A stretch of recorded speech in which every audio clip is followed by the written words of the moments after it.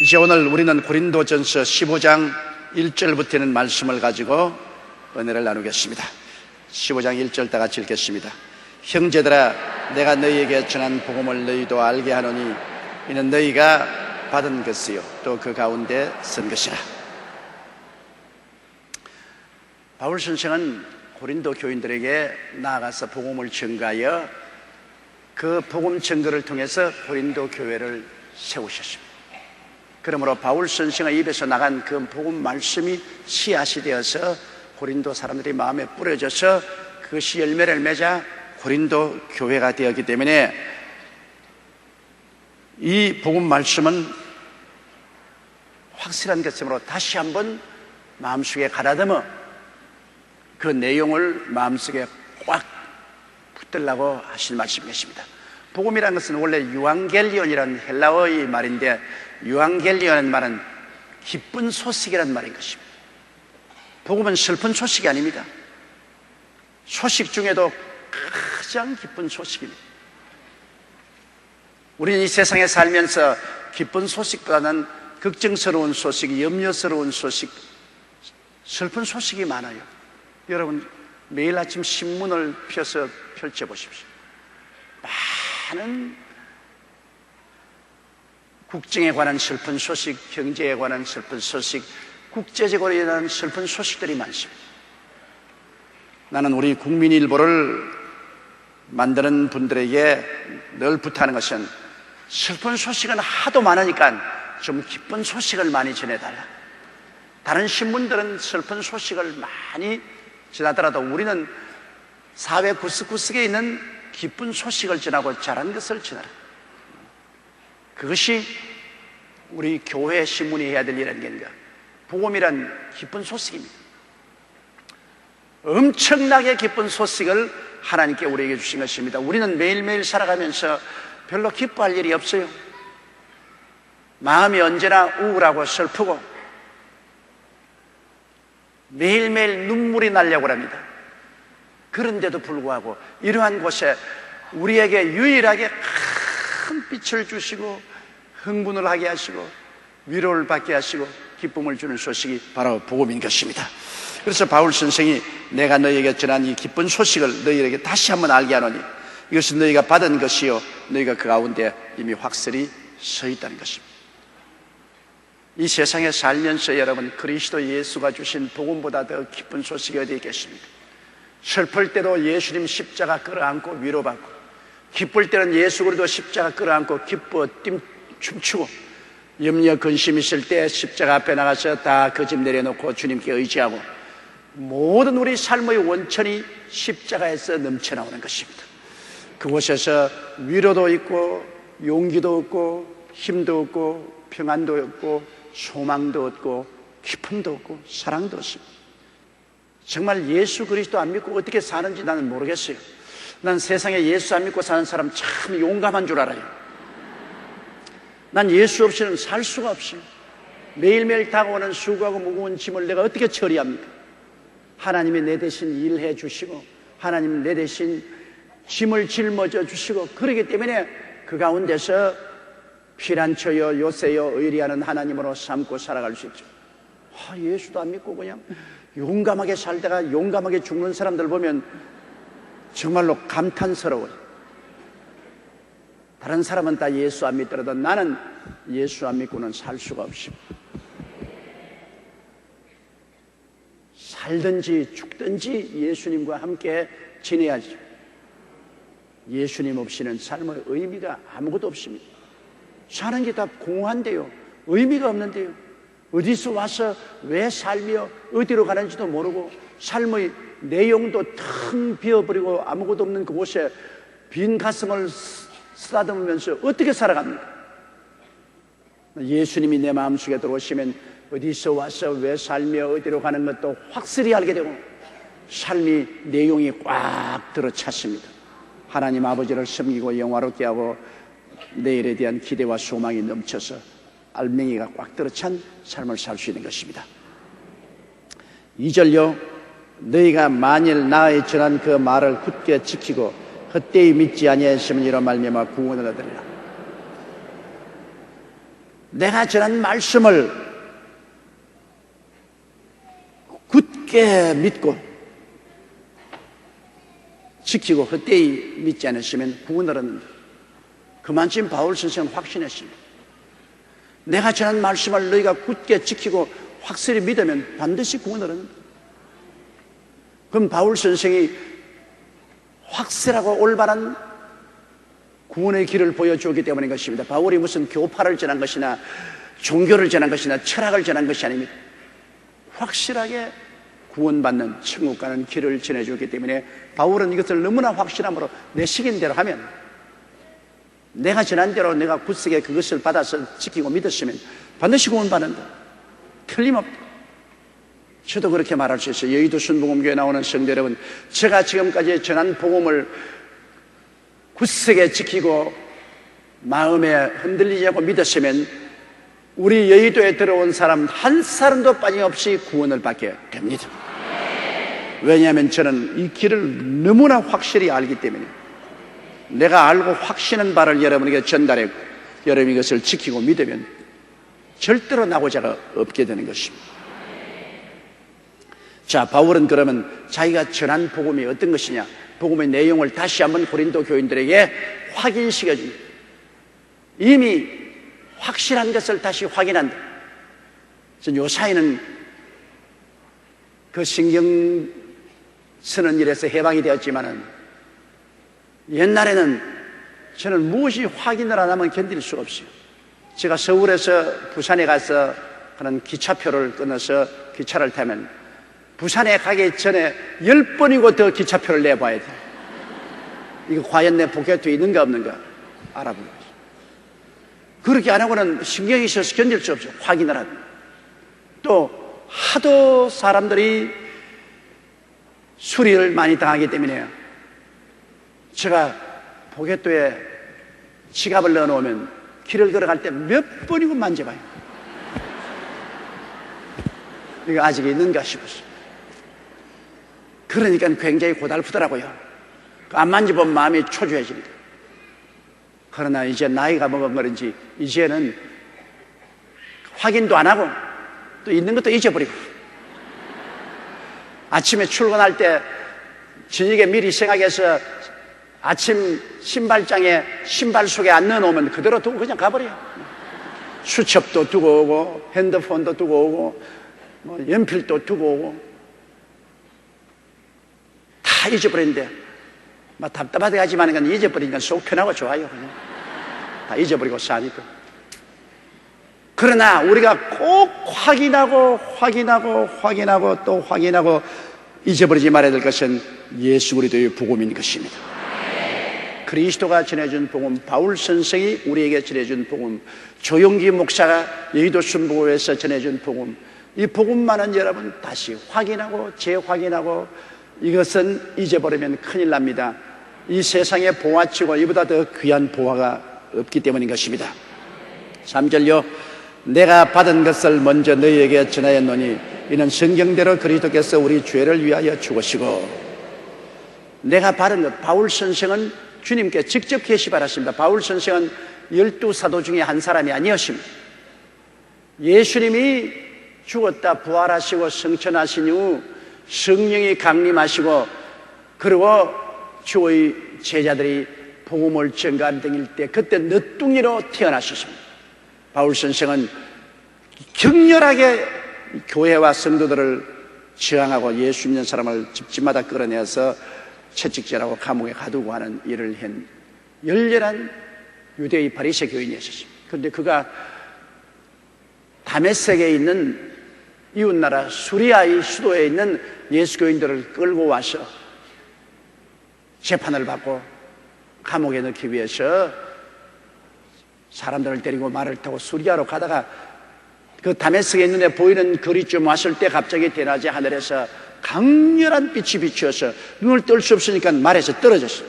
다른 사람을 다 땅에 엎드렸습니다. 그때 하늘에서 음성이 들렸습니다. 그때는 바울이 아니고 사울이었습니다. 사울아 사울아 어찌하여 너가 나를 핍박하는가? 그래서 주여 누시니까 나는 너가 핍박하는 예수라. 네가 가시체를 뒷발질하기에 너만 괴롭다. 거기에서 사울은 예수 그리스도를 만나게 되었습니다. 그가 그렇게 미워하고 잡아서 교회에 가두고 스데반을 죽이는데 대표자로 증인이 되고 한 그 사울이 다메섹 도상에서 예수님을 만나게 되었습니다. 하나님의 은혜로 예수 그리스도가 그 마음속에 계시되어 왔습니다. 만났습니다. 그러자 사울이 변하여 바울이 됐습니다. 사울이란 말은 내가 크다는 말이고 바울은 내가 작다는 말인 것입니다. 그가 변화되었습니다. 예수 그리스도를 만나야 변화되는 것입니다. 교회 밤낮 왔다 갔다 해도 소용이 없어요. 성경에 대한 것을 아무리 학문적으로 지식으로 배워도 그것으로 구원을 못 받아요. 예수님을 만나야 돼요. 예수님을 어떻게 만납니까? 하나님의 성령으로 묵시가 와야 돼요. 하나님의 계시가 와야 돼요. 마음에 하나님의 성령의 묵시가 와서 예수 그리스도가 구주라는 것을 깨닫고 그 예수 그리스도가 구주인 것을 내가 믿고 받아들이는 것, 예수를 마음속에 만나는 것입니다. 예수를 개인적으로 마음속에 만나는 이 체험이 있으면 그때부터 우리가 변화가 되고 구원을 받고 영생을 얻게 되는 것입니다. 예수를 만나지 못한다는 것은 참 슬픈 일입니다. 대개 목사나 장로 가정에 태어난 자녀들, 혹은 교회 권사나 중직자들의 가정에 태어난 자녀들은 어릴 때부터 늘 가정 예배 보고 늘 지나왔기 때문에 그만 습관이 된 것입니다. 교회에 나오는 것도 내 할아버지, 할머니, 내 아버지, 어머니 뭐 그렇게 하니까 교회에 늘 따라왔으니 습관적으로 왔다 갔다 하고 습관적으로 가정 예배 드리고 씻기도 하고 그래서 예수님을 만났는지 안 만났는지 모를 때가 많습니다. 그냥 교회 왔다 갔다 했죠. 그래서 많은 목사, 장로, 권사, 교회 중직들의 자녀들이 습관적으로 왔다 갔다 하고 예수를 만나지 못하므로 결국에는 구원을 받지 못하는 사람들도 비일비재합니다. 완전히 크리스찬 가정에 있으면서도 그게 습관화되게 됩니다.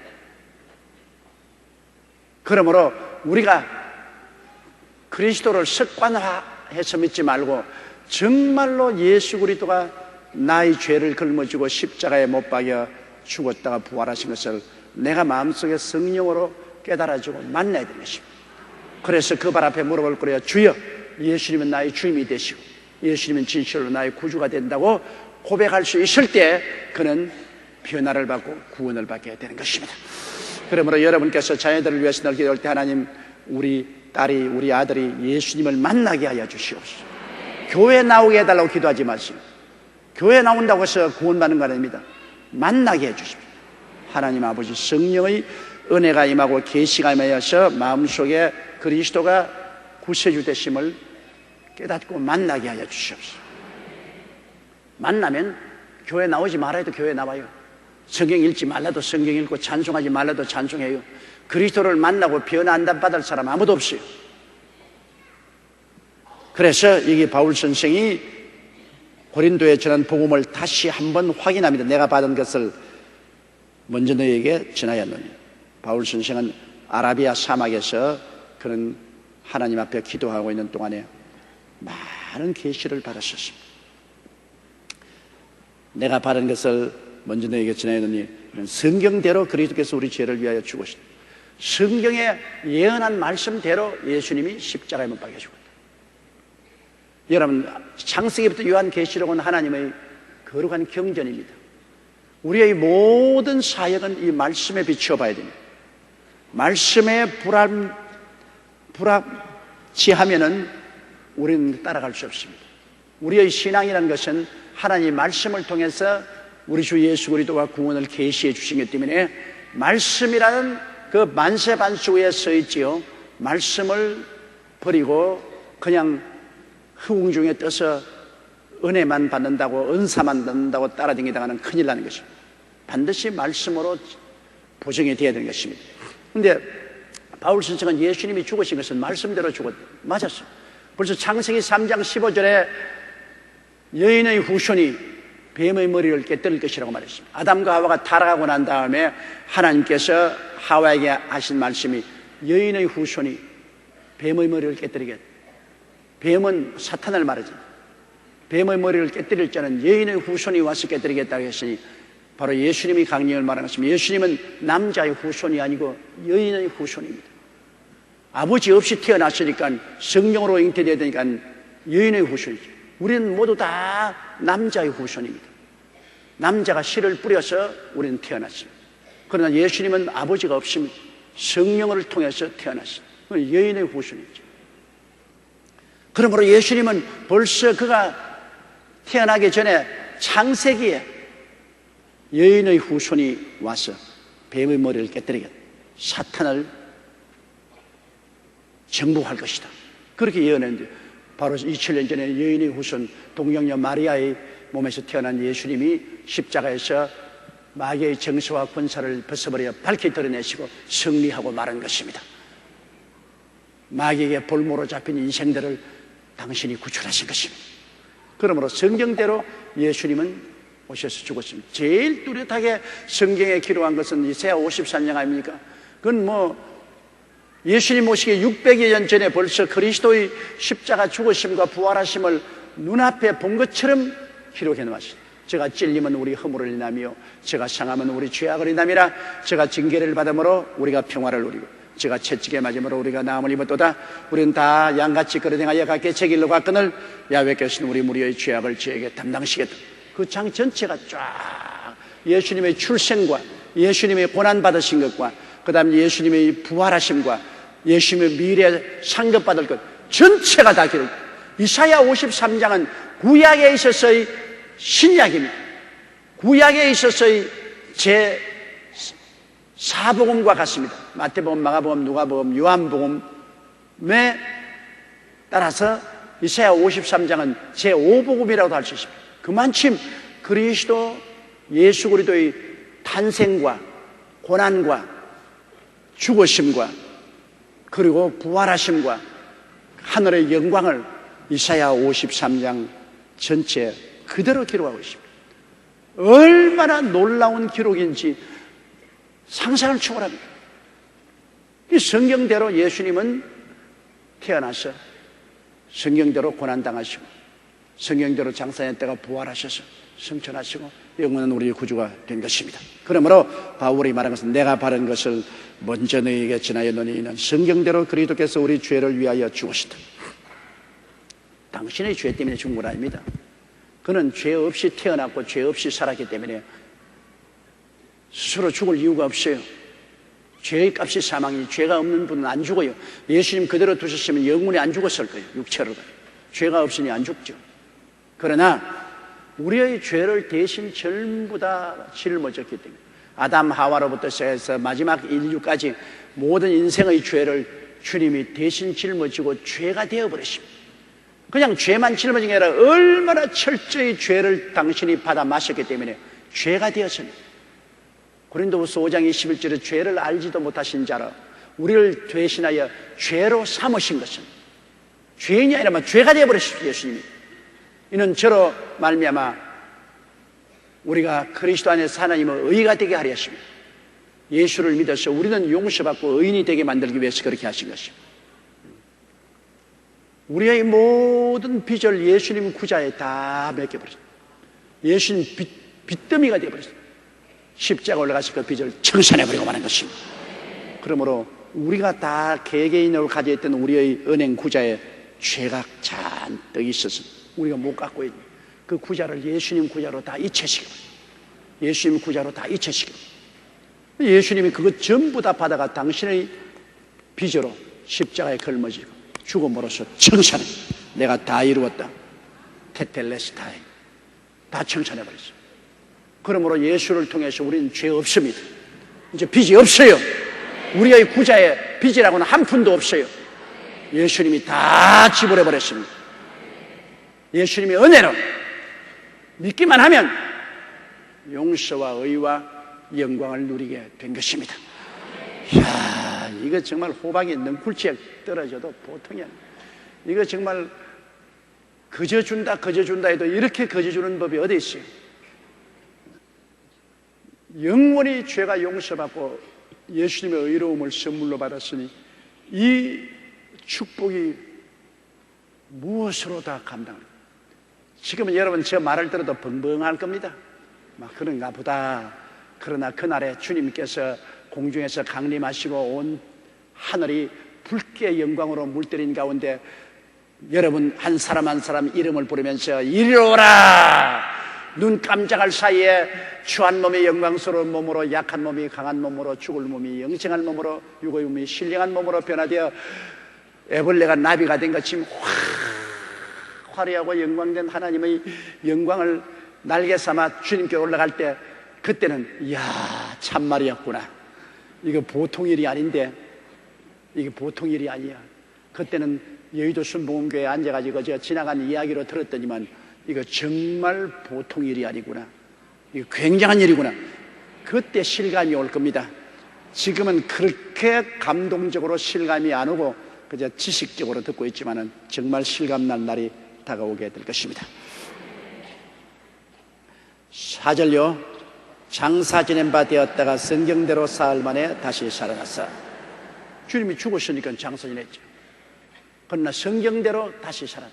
하나님 성경 말씀에 창세기부터 말라기까지 예수님이 죽었다가 부활하실 것을 처처에 말씀을 하고 있습니다. 시편 기자에는 하나님이 거룩한 자로 썩음을 보지 않겠다고 말이죠. 예수님 부활하신 것 성경에 딱 그대로 예언된 것이에요. 예수님이 만일 부활을 못 했으면 큰일 납니다. 왜냐? 여러분, 죄를 지은 사람이 감옥에 들어가지 않아요? 감옥에 들어가서 언제 나옵니까? 법대로 죄를 다 갚아야 감옥에서 나옵니다.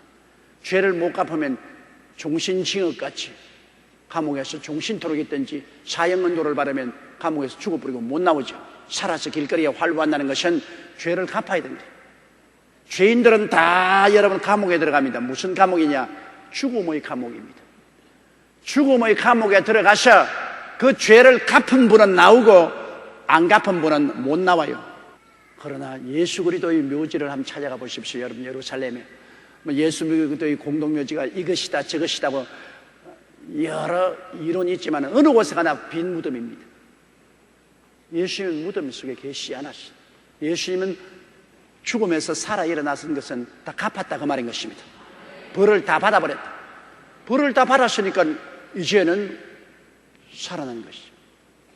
우리의 죄를 대신 짊어지고 죽음의 벌을 받아 들어갔는데 사흘 만에 갚았어요. 주님이 얼마나 능력이 많으셨는지 사흘 만에 다 갚아버리고 나오셨습니다. 내가 다 이루었다, 내가 다 갚았다 그 말인 것입니다. 오래 안 걸렸어요. 예수님은 사흘 만에, 예수님은 영원한 하나님이 사람이 되어 오셨기 때문에 예수님 불과 사흘 만에 영원히 못 갚는 죄를 주님은 다 갚아버리고 나오셨습니다. 그래서 오늘날 죄와 사망이 철폐되었습니다. 나는 부활이요 생명이, 나를 믿는 자는 죽어도 살겠고 살아서 나를 믿는 자는 영원히 죽지 아니하리라고 말씀하신 것입니다. 내가 전에 죽었으니라 이제 내가 살아있어 사망과 엄부의 열쇠를 내가 가졌다고 말했어요. 주님 살아셨어요. 그러므로 예수 그리스도는 성경에 이런 대로 죽었다가 성경에 이런 대로 사흘 만에 부활하셨습니다. 그리고 5절 보십시다. 게바에게 보이시고 후에 12 제자에게와 그 후에 500여 형제에게 일시로 보이시나니 그 중에 지금까지 태반이나 살아있고 어떤 이든 잠들었으며. 예수님이 부활하신 사건은 역사적으로 확실하게 증거된 사건입니다. 예수님 무덤에 들어가고 사흘 만에 여제자들이 예수님 무덤가에 와서 무덤 문이 열리고 천사들이 예수님이 부활해서 제자들보다 먼저 갈릴리로 가신다는 소문을 들었습니다. 그 소문을 듣고 다른 제자들은 다 놀래가지고서 이 소식을 전하려고 예루살렘 시내로 뛰어내려갔는데 막달라 마리아는 혼자 앉아서 울고 있었습니다.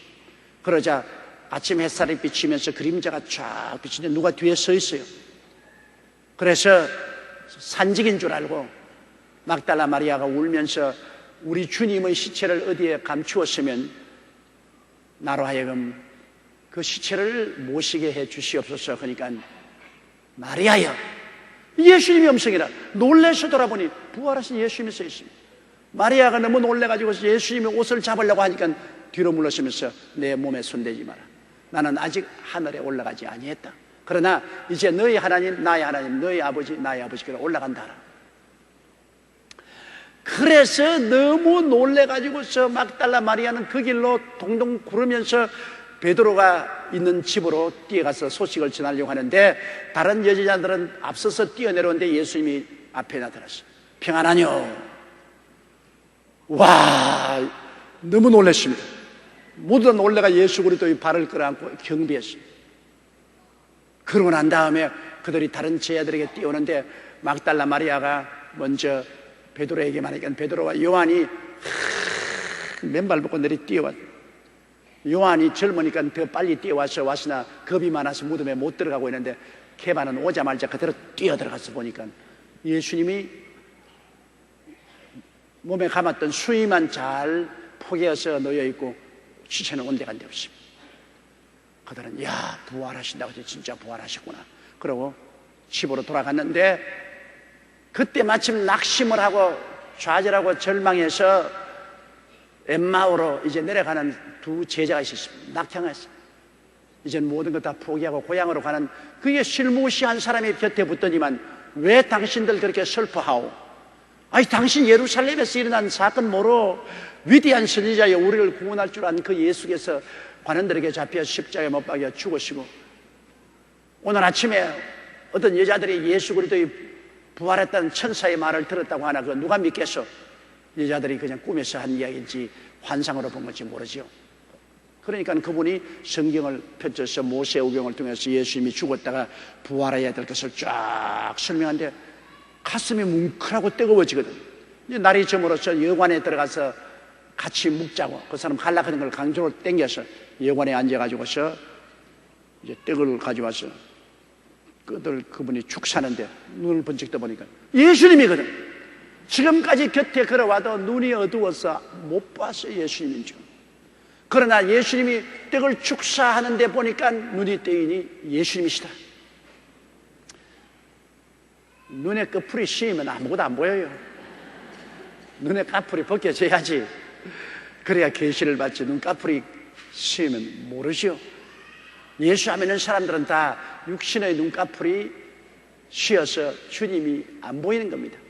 여러분은 그리스도를 그렇게 영적으로 잘 알 수 있는데 다른 사람은 모르잖아요. 이 두 사람이 놀래가 그 길로 그냥 그러면 날 살려라 허겁지겁 밤길을 달려서 새벽녘에 제자들이 오니까 11 제자들이 모여서 하는 말이 예수님이 진실로 부활했고 그리고 게바에게 나타났다고. 그러자 예수님이 그 자리에 번쩍하고 나타나셨어요. 주님께서 평안히 있을지어다. 모두 놀래가 보니까 여기 너에게 먹을 것이 있느냐. 고기를 한 토막 주시니까 예수님이 고기를 잡수셨어요. 그리고 보라, 영은 살과 뼈가 없을 때 나는 있나니라. 사람들이 영인 줄 알았는데 나는 살과 뼈가 있는 그대로 부활해. 그리고 그들이 흥분을 하고 그러더니 예수님이 사라지는데 늦게야 어슬렁어슬렁 도마가 들어와가지고 와, 우리는 부활한 예수님을 봐야지. 정신 빠졌지. 여자들 한 소리 듣고서 저렇게 했던 남자들이 저렇게. 나는 예수님이 정말 부활하시면 그 내 손가락을 넣어서 못자국을 만져보고 옆구리에 창자국을 만져보고야 내가 믿지. 아이고, 너희들처럼 그냥 여자들 말 듣고 그렇게 흥분하고. 나는 안 믿어, 그런 거. 그게 뭐 안 믿는 사람 막무가내지. 뭐 다 예수님을 봤다고 그렇게 해도 안 믿음. 그러다가 또 그 다음 주일날 함께 모였는데 예수님이 불현듯이 나타나셔서 도마 앞에 서니 도마야, 너 손가락을 내어서 내 손 못자국을 만져보라. 너 손을 내어 내 옆구리에 넣어보라. 그리고 믿지 않은 자가 되지 말고 믿는 자가 되라. 너무 놀래가지고서 엎드려가 주 나의 하나님이여 나의 주님이시여. 야, 이 사람아, 네가 본고로 믿느냐 안 보고 믿는 자가 더 복이 많다. 결국 도마는 그 그리스도를 믿고 부활하신 것을 보고 얼마나 감동을 내든지 그는 나중에 인도까지 왔어. 인도 마드라스까지 와서 복음을 전가하고 거기에 순교했습니다. 그 머나먼 길을 그리스도의 복음을 두고 동방으로 와서 인도에서 순교당한 것입니다. 그러고 난 다음 예수님께서는 갈릴리에 내려가서 다시 옛 물고기 잡이로 돌아간 베드로와 7 제자들을 주님께서 아침에 불러내셔서 그들에게 식탁을 준비하고 떡을 떼어주고 베드로를 다시 한번 사도로서 확인을 시켜줬습니다. 그러고 난 다음에 주님 다시 야고보에게도 나타났고, 나중에 40일이 지난 후 부활승천할 때 감람산에 주님께서 연락을 취하시게 하셔서 모든 예수님을 사랑하는 사람 한 500여 명이 모였습니다. 500여 명이 감람산에 모였는데 예수님이 그 자리에서 제자들에게 축복하시고 주님께서 하늘로 승천한데 그들 다 보았어요. 500여 명이 보았어요. 바울 선생이 말하기를 내가 이 편지를 쓰는 이 시점에 그들 중에 테마는 죽었으나 아직 테마는 살아있다. 한 250명은 세상 떴으나 250명은 지금도 살아있다. 여러분, 바울 선생이 거짓말로 그 편지를 기록하겠습니까? 예수의 부활하신 것을 그렇게 처음에는 확실하게 그들이 체험했다. 그리고 바울 선생은 만삭따지 못하여 태어난 자 같은 내게도 나타났다고 합니다. 바울 선생은 다메섹 도상에서 예수 그리스도의 부활을 하신 모습을 보았던 것입니다. 그럼 사람들의 말기를 왜 초대교회는 그렇게 예수님이 많이 동해 번쩍 서해 번쩍 나타나 보였는데 요 사이 우리에게는 왜 안 나타나노? 이유가 있습니다. 초대교회는 교회의 기초를 쌓으려고 할 때 확실한 증거를 가지고 기초를 쌓아야 되는 것입니다. 확실한 증거로서 그리스도의 부활하신 그 증거를 복음의 기초를 사는 사람들에게 보여주어서 확신을 가지고 기초를 쌓게 했습니다. 그러고 난 다음 교회의 기초가 쌓여진 오늘날에는 이제는 성령이 오셔서 말씀으로 우리에게 나타나시는 것입니다. 이제는 우리가 눈으로 안 보아도 영으로 예수님을 늘 보는 것은 예수님이 성령으로 우리와 같이 계시기 때문인 것입니다. 예수님의 주소를 아시는 분 손 들어봐 주십시오. 예수님의 주소를 아시는 분, 아니 이제 크게 손 한번 들어봐요. 야, 여러분은 참 훌륭합니다. 예수님 주소를 아시는 분. 내가 옛날에 가르쳐 줬잖아요. 예수님의 주소는 어디냐? 요한복음 14장 20절에 있는 말씀대로 그날은 내가 아버지 안에 너희가 내 안에 내가 너희 안에 있는 것을 너희가 알리라. 예수님 우리 안에 있으니까 예수님의 주소는 내 주소예요. 따라 말씀해. 예수님의 주소는 내 주소다. 주께서 이처럼 우리와 같이 계시기 때문에 이제는 우리에게 나타날 필요 없어요. 보지 않고 믿는 자가 더 복이 있다고. 우리와 같이 계신 주님을 우리가 믿음으로 그리스도를 체험하고 그리스도와 함께 동행하는 것입니다.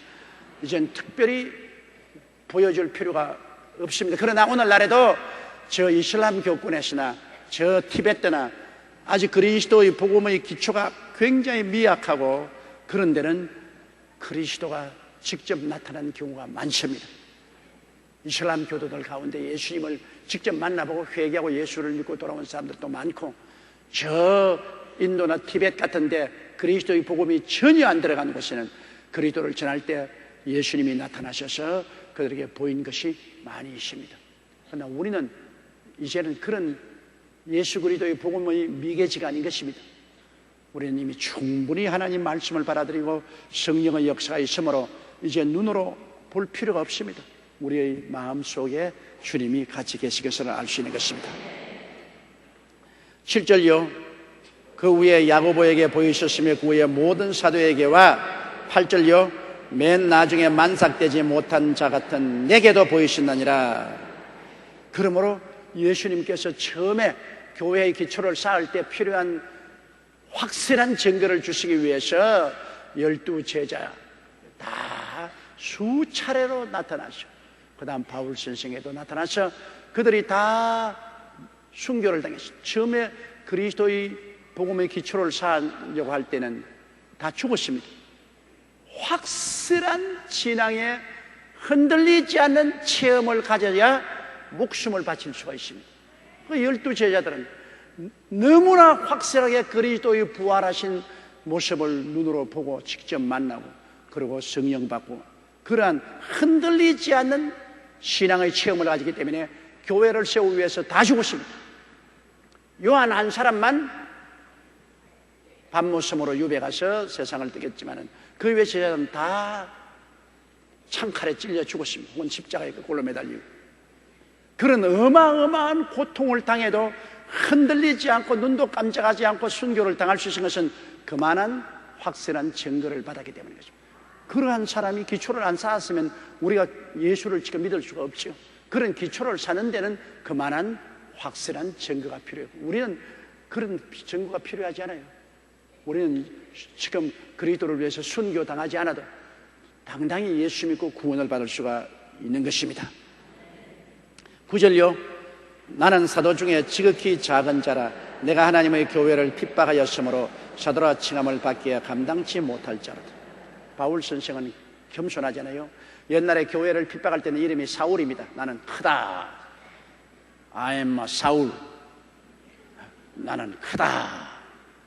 그러다 다메섹에서 예수 그리스도를 만나고 난 다음에 자기가 얼마나 옹졸하고 적고 먼지와 티끌 같은 것을 느끼고 회개하고 자백하고 나는 사울 아니라 바울이다.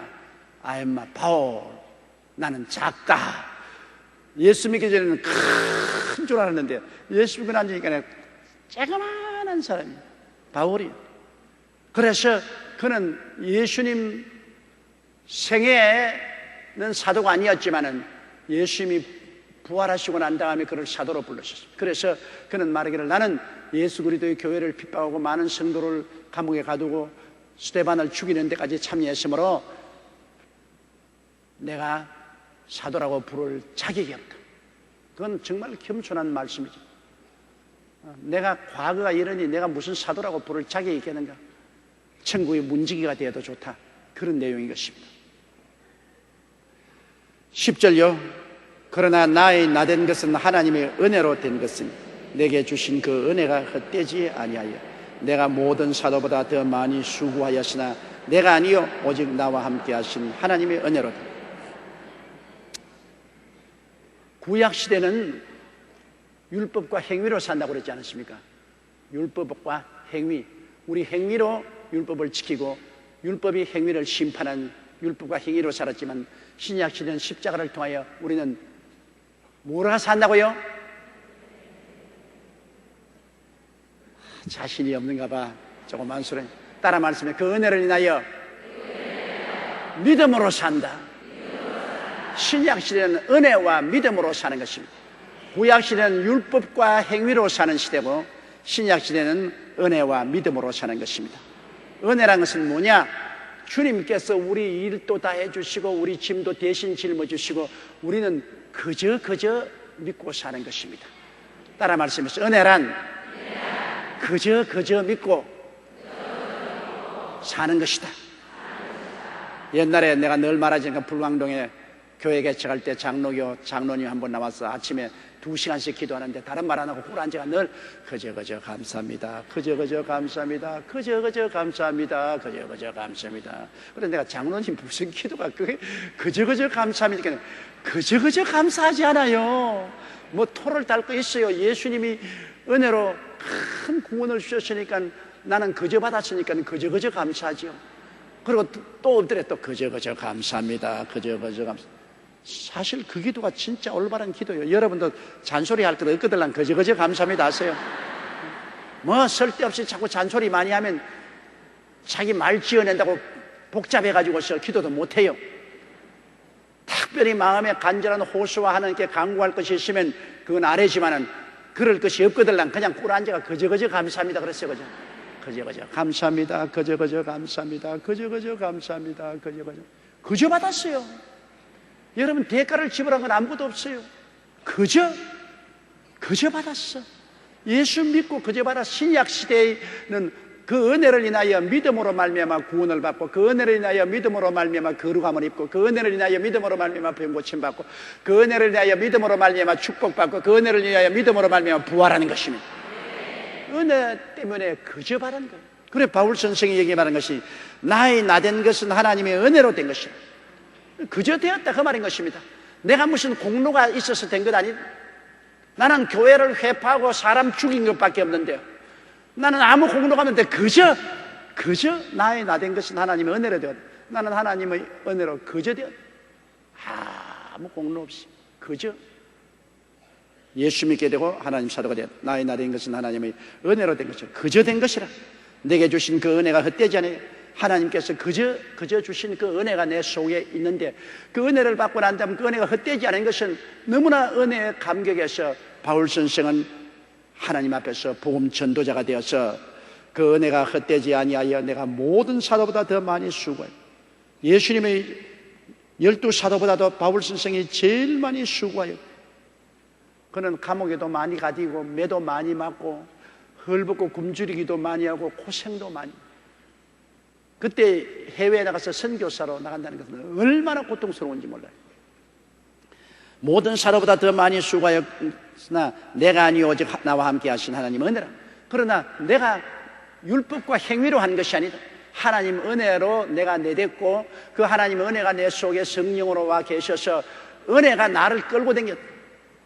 그러므로 내가 한 일은 내가 한 것 아니다. 하나님의 은혜가 나를 붙들어 주므로 내가 감옥에 많이 들어가도 하나님의 은혜가 나를 붙들어 주었고 매를 많이 맞아도 하나님의 은혜가 나를 하여금 맞아 죽지 않도록 붙들어 주셨고 헐벗고 굶주려도 하나님의 은혜가 견딜 수 있게 만들어주셨고 모든 것이 하나님의 은혜가 나를 나되게 만들어 주어서 그저 받았으니 그저 충성할 따름인 것입니다. 여러분이 하나님의 은혜 때문에 구원받은 것이요. 여러분이 한 것 아무것도 없어요. 머리털 많지도 여러분 구원받을 만한 자격이 없어요. 오직 예수 그리스도께서 대신 일해 주시고 짐을 짊어 주셔서 십자가의 은혜로 그것을 믿음으로 구원을 했어요. 그럼 우리에게 필요한 것은 믿음. 첫째도 믿음, 둘째도 믿음, 셋째도 믿음. 행위가 아닙니다. 율법의 행위가 아니고 믿음인 것입니다. 믿음으로 말미암아 그 은혜를 인하여 여러분이 구원을 받고 여러분이 오늘날 혹은 권사로서 혹은 셀 리더로서 여러분께서 일하는 것도 여러분이 한다고 생각하면 큰 오해입니다. 여러분 속에 있는 은혜가 그 일을 하게 해주시는 것입니다. 하나님 은혜의 성령 아닙니까? 은혜의 성령이 오셔서 은혜가 여러분 일하게 해주시지. 여러분이 하나요? 저는 45년 목회를 통해서 볼 때 세월이 지나갈수록 더 느끼는 것은 아무것도 모르는 철부지를 주님께서 부르셔서 신학 공부를 시키고 개척교회를 내보낸 이후에 수없이 넘어지고 시행착오를 하고 넘어지고 자빠졌지만은 하나님의 은혜가 참 거두어 주었어요. 지금까지 목회하는 것은 하나님의 은혜가 한 것이니 내가 한 것은 아닙니다. 여의도 순복음교회를 지은 것도 하나님의 은혜가 지었지 내가 한 건 뭡니까? 그저 하나님의 은혜 뒤를 따라다녔죠. 지금까지 한 것도 하나님의 은혜가 역사하시고 앞으로도 얼마 더 오래 살지 그것도 하나님의 은혜가 결정할 것이고 앞으로 얼마나 일을 더 할지도 하나님의 은혜가 하실 일이지 우리는 스스로 아무것도 할 수 없습니다. 율법의 행위로는 아무것도 못합니다. 은혜를 믿음으로 말미암아 우리는 하는 것입니다. 우리는 믿을 따름인 것입니다. 눈에 아무 증거 안 보이고 귀에는 아무 소리 안 들리고 손에 잡히는 거 없어도 나는 믿습니다. 우리 주님 나를 끝까지 이끌어 주시고 주님 계획한 대로 일을 이룰 줄 믿습니다. 믿으면 하겠네. 울어도 못하고 힘써도 못하고 참아도 못하고 믿으면 하겠네. 그 은혜를 인하여 믿음으로 이걸 여러분 절대로 잊지 마십시오. 오늘날 신약 시대에 사는 우리들은 십자가 밑에서 그 은혜를 인하여 믿음으로 살지 모세의 제자들처럼 신의 산 앞에서 율법으로 인하여 행위로 사는 것이 아닙니다. 행위로는 아무것도 못해요. 은혜로 말미암아 믿음으로 우리는 사는 것입니다. 11절요. 그러므로 내가 저희와 이같이 전파하며 너희도 이같이 믿었느니라. 그러므로 내나 저희나 그럼 바울 선생이나 다른 사도들이나 이같이 전파해. 무엇을 전파했냐? 예수님이 우리 위해서 죽으시고 장사님이 되었다가 사흘 만에 부활하사 성천하셨다. 누구든지 저를 믿으면 멸망한 주 영생을 얻는다는 것을 바울 선생이나 제 아들이 이처럼 전도했고 너희들도 듣고 믿었다. 믿음은 들음에서 나며 들음은 그리스도의 말로 말미암아. 못 들은 것을 어떻게 믿습니까? 여러분이 자꾸 전파해야죠. 전파해야 믿음은 듣고 난 다음에 믿어지죠. 또 전파하려고 해도 하나님이 안 보내신 사람 어떻게 전파합니까? 내가 구원받고 하나님이 은혜로서 나를 불러서 사명을 주셔야 내가 전파하지 않아요? 여러분, 하나님 은혜 받고 구원받았으니 하나님이 구원받아서 그 다음에는 사명을 주신 것 아닙니까? 때를 어떤지 모르는지 그리스도를 전파하라. 사명을 받았기 때문에, 내가 구원받고 사명을 받았기 때문에 입을 열어 전파하고, 내 전파하는 것을 들으니까 믿음이 생겨서 또 구원을 받게 되는 것입니다.